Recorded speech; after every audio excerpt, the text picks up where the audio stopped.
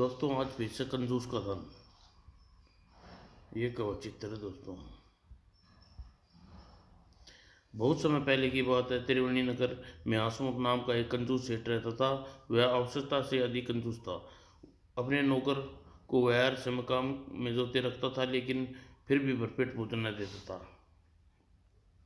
इस कंजूस सेठ से खुदा की मार पड़े, हमारी मेहनत मजदूरी भी नहीं देता। धनसुख लोगों का ब्याज पर पैसे देने का धंधा करता था और कंजूसी के कारण हर समय मैले कुचले कपड़े पहने रहता था, जिस कारण वह देखने वाले बोर्ड गवार लगता था। एक बार की बात, वह बीमार पड़ गया। उसकी दशा देख पत्नी करुणा ने कहा, नाथ आपकी दशा अत्यंत खराब है, अभी वैद्य जी को बुला के लाती हूँ। यह सुनते ही धनसुख हड़बड़ा कर आंखें खोली। नैना ऐसा कदम न करना वरुणा, वैद्य आएगा तो दवाई के पैसे देने पड़ेंगे, मैं बिना दवाई खाए ही ठीक हो जाऊंगा। यह सुनकर करुणा मुंह चढ़ाई, भगवान ऐसा कंजूस पति भूलकर भी किसी का न देना। बीमार पड़ा है, कंजूसी का यह हाल है, वैद्य को बुलाने को भी मना कर रहा है। पता नहीं इतने धन का क्या करेगा। घर वालों की लाख कहने पर भी धनसुख वैद्य से बीमारी का उपचार कराने के लिए तैयार नहीं हुआ, जिससे प्रतिदिन उसकी हालत बिगड़ती चलेगी। लगता है अब यह नहीं बचेंगे। और उसी दिन धनसुख की हालत भी ज़्यादा बिगड़ गई तो परिवार आकर इकट्ठा हुआ और तभी कराते हुए आंखें बंद किए हुए करुणा ने पूछा, करुणा बड़ा बेटा हरसुख कहाँ है? आपके पैरों के पास खड़ा है जी। मंदला बेटा जय सुख कहाँ है? वह हरसुख के पास खड़ा है। छोटा मन नैन सुख कहाँ है? वह आपके सिराने खड़ा है जी। और मनीष कहाँ है? वह भी यहीं है जी। यह सुनते ही धनसु झटके से आंखें खुली। लगता है तुम लोग मुझे चैन से मरने नहीं दोगे।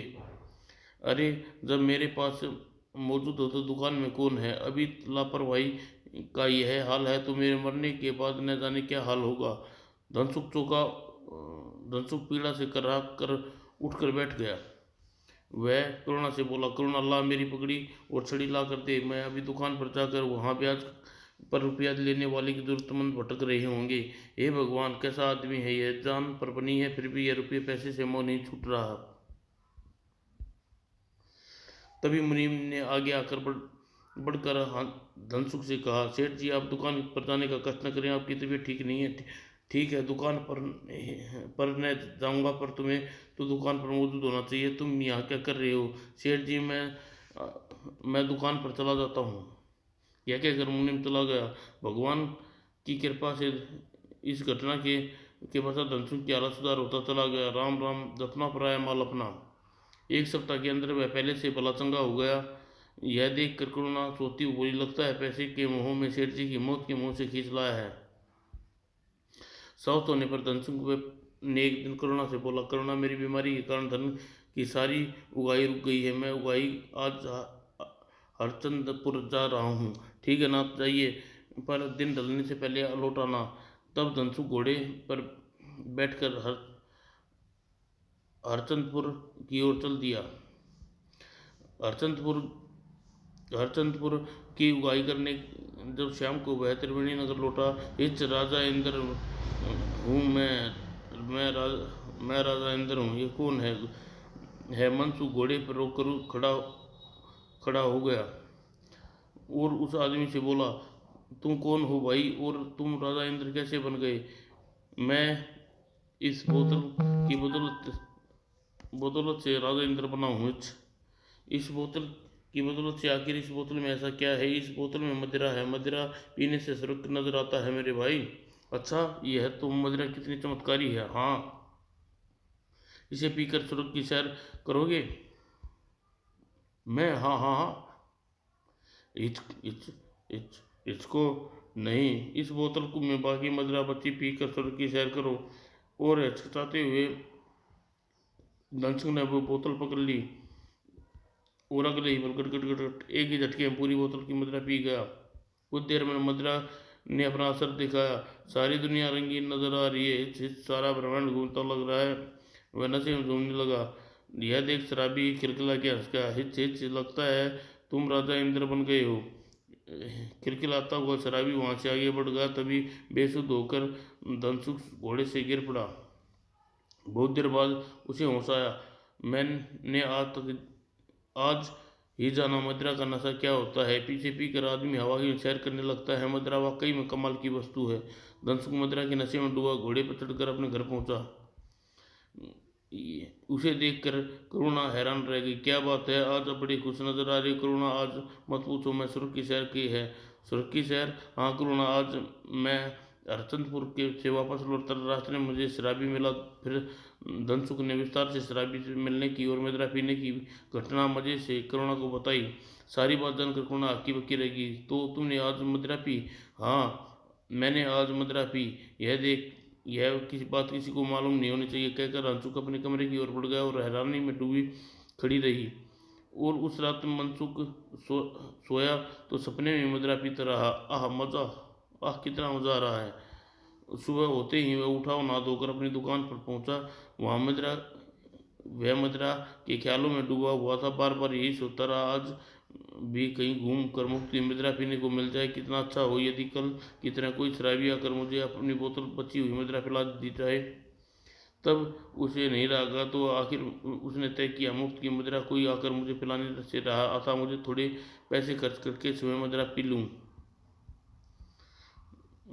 तभी उसने सोचा, अगर घर में मदिरा बनवाऊंगा तो खर्च आएगा, घर के सब को पता चल जाएगा। लेकिन मैं स्वयं मदिरा की दुकान पर जाकर क्यों न सस्ती मदिरा खरीद लूँ। वह खुश हुआ, यही ठीक रहेगा। निर्णय लेकर उसने मुनीम से कहा, मुनीम तेरा दुकान को ख्याल रखना, मैं एक जगह उगाही करने जा रहा हूँ, वहाँ से तो थोड़ी देर वापस आऊँगा। अच्छा सेठ जी। और मुनीम दुकान की देखभाल करने की इजाज़त देकर वह दुकान से निकल गया और मदिरालय में जाकर मदिरा लेने के बोला, अरे भाई मदिरालय में जो सबसे सस्ती मदिरा है वह मुझे दे दो।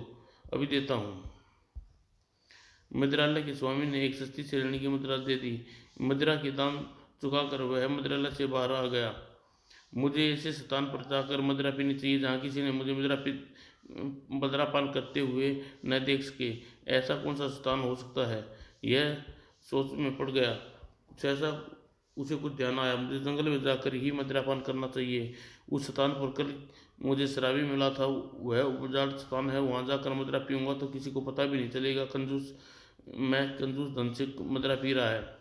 धनसुख सेठ यही सोच विचार करता हुआ उसका पड़ोसी राम भरोसे वहाँ पर गुजरा।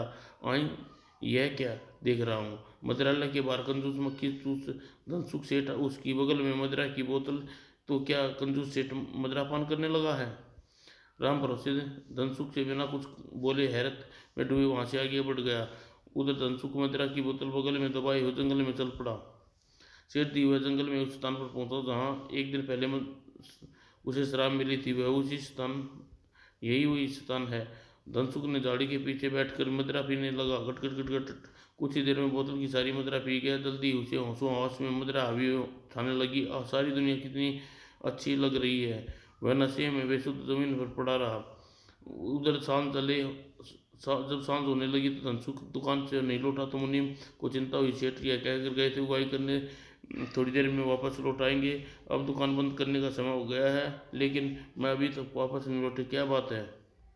वह परेशान उठा। उसने दुकान बंद की और दुकान की चाबी लेकर धनसुख के घर पहुंचा।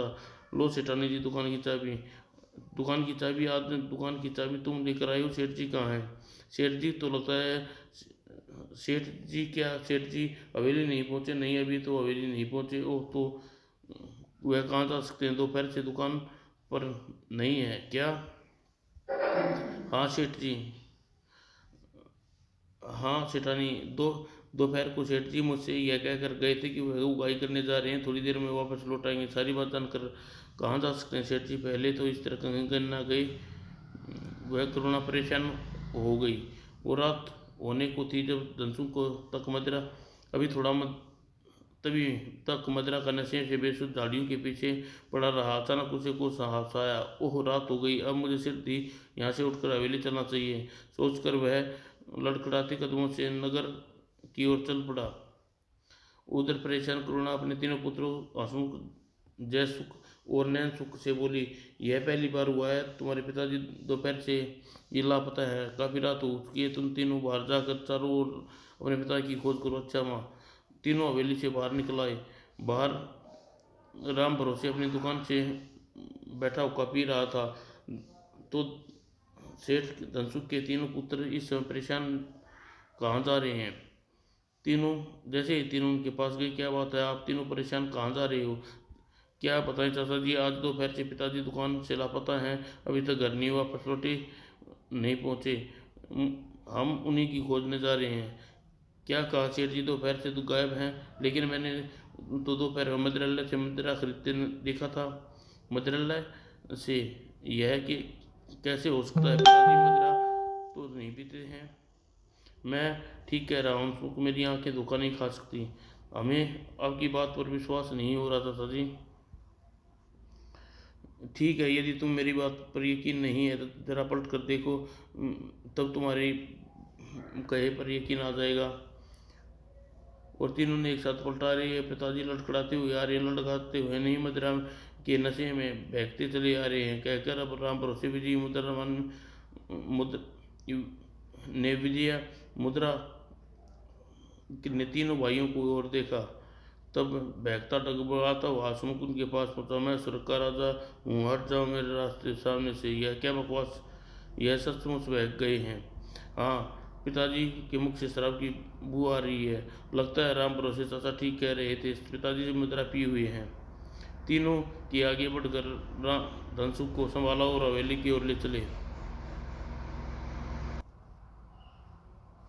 जैसे ही वे धनसुख को लेकर हवेली में पहुंचे, क्या हुआ इन्हें? तीनों भाइयों ने करुणा को कुछ नहीं बताया। धनसुख को ले जाकर सैया पर लटा दिया। करुणा उन तीनों पर बिगड़ती हुई बोली, तुम लोग बताते क्यों नहीं, क्या हुआ तुम्हारे पिताजी को? तभी सुख ने मुंह खोला, इन्हें कुछ नहीं हुआ माँ, इन्हें मदिरा पी रखी है। क्या इन्होंने मदिरा पी रखी है? हाँ माँ, मदिरा मदिरा का नशा ही इन्हें इन समय बेसुध किया हुआ है। ओह, तो इन्हें मदिरा पीने का चस्का लग गया। माँ राम पड़ोस से चाचा कह रहे थे, आज दोपहर उन्होंने पिताजी को मदिरा लग के बाद मदिरा करते देखा था। ओह, तो मैं मुफ्त की मदिरा पीकर आज खरीद कर मदिरा पीने जा पहुँचे। करुणा मन में विश्वास से भर उठी। सुबह होने पर करुणा ने धनसुख से कहा, क्यों, क्या हाल है? अपने मदिरा खरीद कर पी? हाँ पी। तुम पूछने वाली कौन होती हो? मैं कौन होती हूँ? मैं आपकी पत्नी हूँ, और आपकी गलतकारी करने से रोकना मेरा फर्ज है। कान खोल कर सुन ले, मेरी बात पर सुन ले। अपने फर्ज को दुआ अपने पास रखो। मैं रोज मैं रोज मैं आज से रोज खरीद कर मदिरा पीऊँगा। तुम्हें रोकने तो रोक सको स्वामी। करुणा हैरत से उसकी ओर देखने लगी। इस घटना के पूरे एक माह बीत गया और धनसुख मदिरा का ऐसा चस्का लगा, मदिरा लेके प्रतिदिन मदिरा खरीद के पीने लगा। सारा दिन मदिरा पी के नशे में जंगली झाड़ियों के पीछे पड़ा रहता और रात को घर वापस लौटता। यह देखकर करुणा दुखी होती है, भगवान तूने यह कैसी मति भ्रष्ट कर दी मेरे पति की। कहाँ तुम एक पैसे पैसे के लिए दांत पाटता था, अब वह मदिरा पर मनचाहा धन खर्च कर रहा है। और सेठ धनसुख के पिताजी स्वर्गवासी श्याम सुख अपनी बहुत ही धर्मात्मा, और धनसुख उसी दान धर्म और पुण्य प्रताप इकट्ठे कर किए हुए धन का उपयोग इस समय कर रहा है। जब ध्यानसुख ने स्वर्ग से देखा धनसुख मदिरा धर्म कर्म द्वारा कमाया धन खर्च कर रहा है, तो वह उस पर क्रोधित हो उठा। धनसुख पथभ्रष्ट हो गया है, इसे सही रास्ते पर लाने के लिए मुझे कुछ करना होगा। वह सोच उसने उसी समय धनसुख के वेश धरकर पृथ्वी की ओर प्रस्थान किया। वह पृथ्वी पर पहुंचकर सीधे त्रिवेणी नगर के राजा हरदेव के पास पहुंचा। क्या बात है धनसुख सेठ, आज महल में कैसे आना हुआ? महाराज, मेरे अतुत धन संपत्ति में मैं आपको खजाने के लिए कुछ दान देना चाहता हूँ।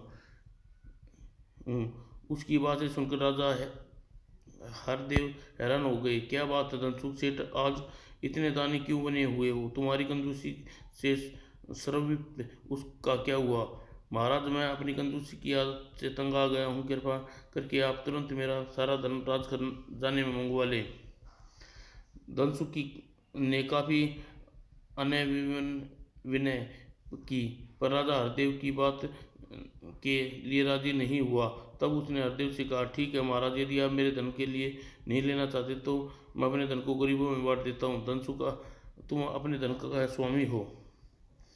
ओ तुम जिस उसका जिस प्रकार चाहो उपयोग करो। मेरी मेरी ओर से किसी प्रकार का रोक टोक नहीं है। धन्यवाद महाराज, कहकर धनसुख रूप में श्याम सुख महल से वापस चला गया।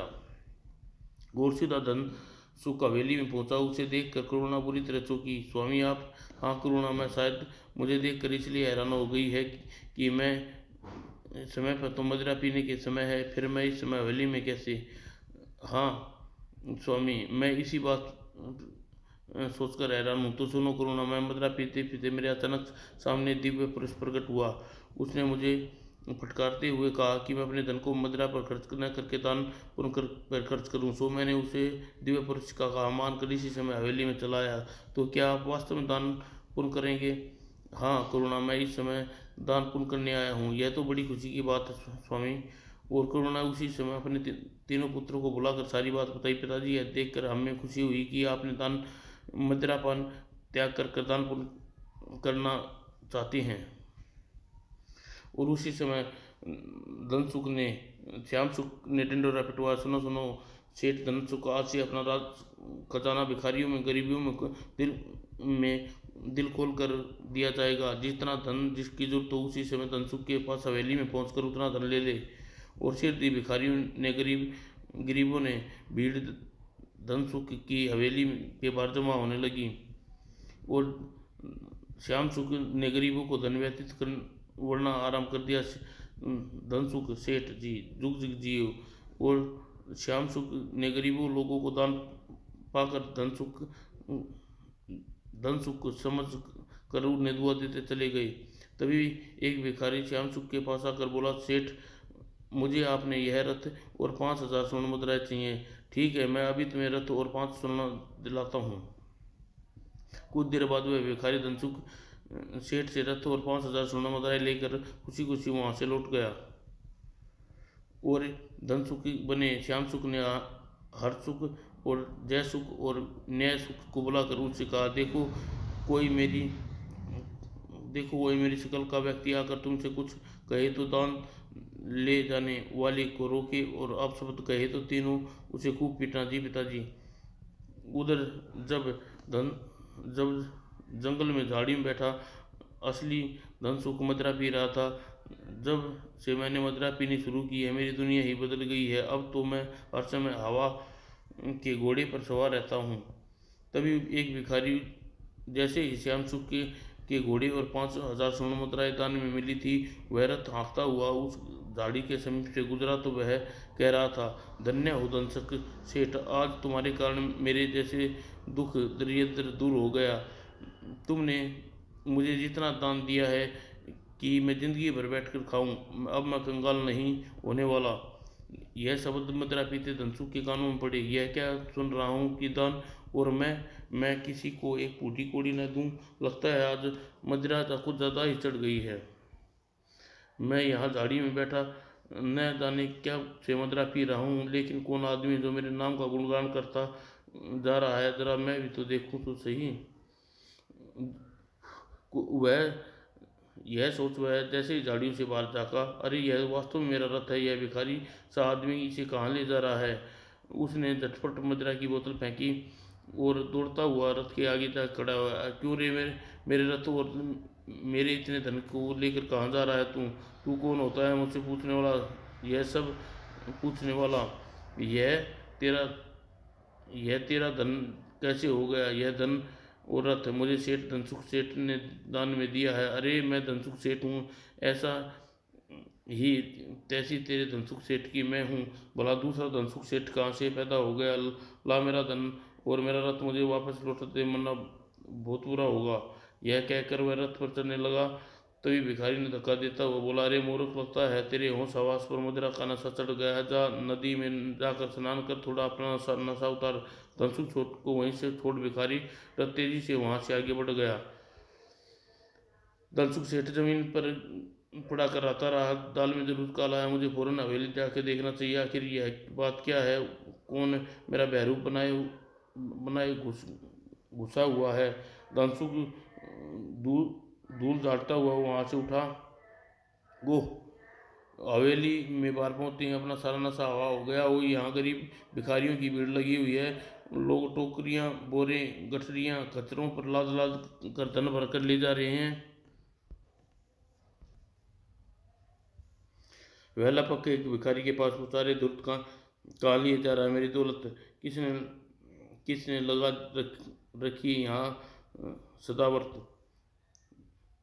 तूने मुझे गिरेबान पर हाथ डाला था, तुझे अभी इसका मजा सिखाता हूँ। अगले पल तड़ाक भिखारी ने थप्पड़ चढ़कर उसके आगे बढ़ा दिया और धनसुख छतम खड़ा रह गया। तभी उसने अपने तीनों पुत्र दिखाई दिया। अरे वह मेरे तीनों पुत्र, मुझे चलकर उनसे मालूम करना चाहिए मेरी दौलत किसने पूछ कर लौटाई जा रही है। वह दौड़ता हुआ अपने पुत्र के पास पूछा, यह क्या हो रहा है? यहाँ धन की लूट मची है कि तुम चुपचाप खड़े देख रहे हो? कौन कहता है यह धन की लूट मची है? सेठ धनसुख ने हमारे पिता हैं और स्वयं अपने धन को दान कर रहे हैं। जा, तुमको कुछ कुछ लेना देना है तो उधर से उनसे ले ले। तभी धनसुख के कान में नैनसुख बोला, भैया ध्यान से देखो, यह वह आदमी है जिसने के बारे में पिताजी ने हमें चेतावनी दी थी। वो पिताजी की हमशक्ल है। तब हर्षुख ने ध्यान से धनसुख की ओर देखा। कह तो ठीक रहा है नैनसुख। और धनसुख चिल्लाया, मेरी बात सुनकर तुम तीनों क्यों सांप सूंघ गया? मूर्खों, जल्दी बताओ मेरे धन में कौन सा दुरुपयोग कर रहा है? चुप रहे मूर्ख आदमी, धन हम अपना दान कर रहे हैं, तुझे दुख क्यों हो रहा है? अच्छा, तू यह मेरी बिल्ली और मुझे प्रेमियाऊँ मुझसे जवान लड़ाती हो? अरे मूर्खों, क्या तुम तीनों अंधे हो गए? तुम्हारा बाप धनसुख सेठ हूँ। जब तीनों भाई उस पर फिर पड़े, मारो दुष्ट को, स्वयं को हमारा बाप बता रहा है, बचाओ। और तीनों भाइयों ने धनसुख को जमकर कुटाई की। न जाने कहाँ से शराबी चले आते हैं दाल भात मुसलचंद बनने के लिए। हमारे पिताजी दान धर्म में लगे हुए हैं और ये धर्म को इस दुष्ट की नानी मर रही है। किसी की ने ठीक कहा है, तेल तेल जले मसालची की जान निकले। और जरा मुझे भी दिखाओ कि वह धर्मकर्ता धर्मसुख आखिर सेठ है कहाँ, मैं भी देखूं उसे। जा जा, दफा हो जा, जा, अपने दुश्मनों के दर्शन करने योग्य नहीं। और और कहकर हंसुक ने तेजी से उसे धक्का दिया और वह दूर जमीन पर जा गिरा। लगता है इसका सिर फिर गया है। अपने खून को अपना दुश्मन समझ बैठे हैं। मुझे राजा के पास जाकर न्याय की गुहार लगानी चाहिए। सोचकर धनसुख उठा और लड़खड़ाता हुआ दरबार की ओर चल दिया। गिरता पड़ता हुआ राजा हरदेव के दरबार में पहुंचा। महाराज, दुआइयो, आपके राज्य में घोटाला नहीं था, मुझे दया कीजिए। धनसुख राजा हरदेव के चरणों में गिरकर फुट फुट रोने लगा। सेठ धनसुख जी, इस प्रकार क्यों रो रहे हो? चुप हो जाओ, हमें हमें बताओ क्या दुख है, हमें कुछ पता तो चले। बू हरसुख ने बात सुनकर धनसुख ने सारी बात बताई। पश्चात, महाराज, आपको पता नहीं कि गरीब भिखारी मेरी हवेली में लूट रहे हैं और अब तक न जाने कि लोग कितना धन लूट चुके हैं। यह क्या आप उन लोगों को इस प्रकार लूट में छूट दे देंगे? महाराज, भला मैं उन्हें लूट करने की छूट कहीं को देता? आज आज सुबह मेरे पास आकर तुम स्वयं यह घोषणा करके गए थे, आज तुम अपना सारा धन दान करने जा रहे हो। महाराज, आप कैसी बातें कर रहे हो? मेरे कंजूस होने की बात आपको भी पता मालूम है। मैं पैसे पैसे दांत पकड़ कर भला अपने पैसे सारा धन खर्च कैसे लोगों को दान दे सकता हूँ? यदि तुम मेरे पास यह कहने नहीं आए थे तो तुम्हारे रूप में कौन था और तुम्हारे जो हमारे पास आया था, यह मैं क्या कैसे बता सकता हूँ? महाराज, सुनकर राजा सोच में पड़ गए। धनसुख ने उनसे कहा, महाराज, मेरा रूप धरे वह रुपया को यहाँ बुलाइए, सच झूठ का फैसला हो जाएगा। ठीक, हाँ, यह ठीक रहेगा। और हरदेव ने तुरंत ही एक सेवक को आदेश दिया, जाओ इसी समय सेठ धनसुख को यहाँ बुला कर ले आओ। जो गया महाराज। हरदेव का सेवक उसी समय धनसुख की बने श्याम सुख के पास पहुंचा। तुम्हें इसी समय मैं महाराज के दरबार में बुलाया है। सेवक के कथन सुनकर श्याम सुख दान पाने आए लोगों भीड़ ने कहा, भाइयों, मुझे राजा ने बुलाया है, इसलिए दान का काम आज समाप्त होता है, कल सुबह दान पुण्य किया जाएगा। श्याम सुख की घोषणा सुनकर लोग भीड़ वहां से छट गई और तब करुणा और तीनों पुत्र को बुलाकर श्याम सुख ने उनसे कहा, न जाने राजा के दरबार में इसी समय क्यों बुलाया है, इसी है मेरे साथ तुम लोग भी दरबार में चलो, शायद वहाँ तुम्हारी जरूरत पड़े। श्याम सुख की सबके साथ राजा दरबार में पहुंचा। दास को कैसे याद किया, महाराज देखो धनसुख सेठ तुम्हारे बराबर में यह आदमी खड़ा है, यह स्वयं को धनसुख सेठ बता रहा है, इसकी बात सच है तो फिर तुम कौन कौन हो, सच सच बताओ। महाराज, इस आदमी की मति भ्रष्ट हो गई है, मैं ही धनसुख सेठ हूँ। नहीं महाराज, यह बहरूपीय संसद सरासर झूठ बोल रहा है, असली धनसुख सेठ मैं ही हूँ। दोनों का दावा सुनकर राजा हरदेव परेशान में पड़ गए। उन्होंने दरबारियों से पूछा, तुम लोग धनसुख सेठ के बारे में जानते हो, क्या तुम में से कोई बता सकता असली धनसुख सेठ कौन सा है। सुनकर दरबारियों में सन्नाटा छा गया। कुछ देर बाद एक दरबारी खड़ा होकर बोला, महाराज, इन दोनों की शकल सूरत हूबहू धनसुख सेठ जैसी है, जरा भी अंतर नहीं है, तब कोई इनमें असली नकली का भेद कैसे कर सकता है। यह सोचकर हरदेव सोच में पड़ गया। तभी प्रधानमंत्री ने राजा हरदेव से सलाह दी, महाराज, धनसुख सेठ के पत्नी और पुत्रों को इसी समय दरबार में खड़े हैं, आपको धनसुख सेठ की पत्नी और बच्चों यह बता सकते हैं कि इनमें से असली धनसुख सेठ कौन सा है। प्रधानमंत्री का सलाह मानकर राजा हरदेव से करुणा से पूछा, क्या तुम बता सकती हो इनमें दोनों में तुम्हारा पति धनसुख सेठ कौन सा है। यह सुनकर करुणा घृणा भरी दृष्टि से धनसुख पर डाली, जो श्याम सुख की बगल में खड़ा था। महाराज, ये असली धनसुख सेठ। वो करुणा भी धोखा खा गई। धनसुख सेठ के मुंह उतर गया। जब राजा हरदेव ने धनसुख के तीनों पुत्रों को पूछा, क्या तुम इन दोनों में असली पिता को पहचान सकते हो। प्रयुक्त में तीनों भाइयों ने अपनी माँ के पास जाकर ही खड़े हो गए। हमारी माँ ने सही कहा महाराज, यही हमारे असली पिता हैं। सुनकर राजा हरदेव अपनी ने असली धनसुख से कहा, तुम जो भी हो चुपचाप हमारे दरबार से चले जाओ, तुम झूठ बोलकर धनसुख सेठ बनना चाहते हो, जाओ, हमारी नज़रों से दूर हो जाओ। सुनकर धनसुख लुटा पुटा दरबार से बाहर निकल गया और श्याम सुख भी करुणा और तीनों पुत्रों के साथ दरबार से लौट आए। और अब श्याम सुख प्रतिदिन सुबह दान करने हवेली के बाहर बैठ जाता और दिन दहाड़े तक दान करता। हवेली में कुछ दूर बैठा असली धनसुख यह सब देखता और मन ही मन कूटता, हाय, मेरी दौलत मेरी आंखों के सामने लूट रही है और मैं चाहकर भी कुछ नहीं कर सकता। वह बिना कुछ खाए पिए उसी स्थान में बैठा एकाक हवेली की ओर देखता रहता। सब कुछ होते हुए भी मैं इस प्रकार भिखारी की तरह फुटपाथ पर पड़ा हूँ। 5 दिन इसी प्रकार बीत गए। छठे दिन रात होते ही धनसुख ने हरसुख को बुलाया और कहा, बेटे, हवेली के बाहर मेरा हमशक्ल बैठा है, उसे जाओ, उसे यहाँ लेकर बुला कर लाओ। जी पिताजी। और हरसुख, मुझसे सवाल न करो और वह करो जिससे मैंने तुम्हें आदेश दिया। जी पिताजी। और हरसुख कमरे से निकल गया। वह सीधा असली धनसुख के पास पहुंचा, तुम्हें मेरे पिताजी बुला रहे हैं। मुझे? लेकिन क्यों? मुझे क्या पता, हो सकता है तुम्हें कुछ दान देने वाले हूँ। धनसुख सोच में पड़ गया। कुछ सोच कर वह हरसुख के पास बोला, ठीक है, चलो, मैं तुम्हारे साथ चलने को तैयार हूँ। और वह हरसुख के साथ चल पड़ा दिया। थोड़ी देर बाद जब श्याम सुख के सामने मुंह लटकाए खड़ा था, चलो चलो हमशक्ल, मैं तुम्हें अपने खजाने की सैर कराऊँ। और कहने के साथ ही चलकर खजाने देखना तो चाहिए कि अभी तक यह दान देकर मेरा कितना धन लुटा चुका है। यह सोचकर श्याम सुख चल दिया। श्याम